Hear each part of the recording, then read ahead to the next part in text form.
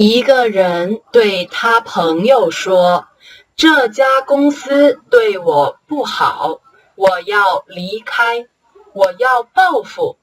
他朋友说：我同意，不过你现在离开不是很好，因为公司不会失去什么。这个人问：那我要怎么做？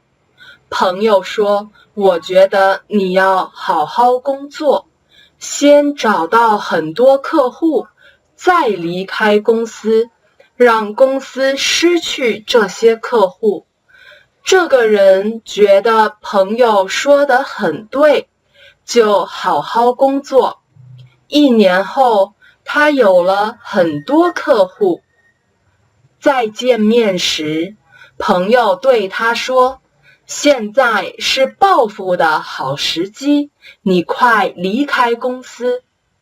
这个人笑着说：经理告诉我，准备让我做经理助理，现在我不想离开公司了。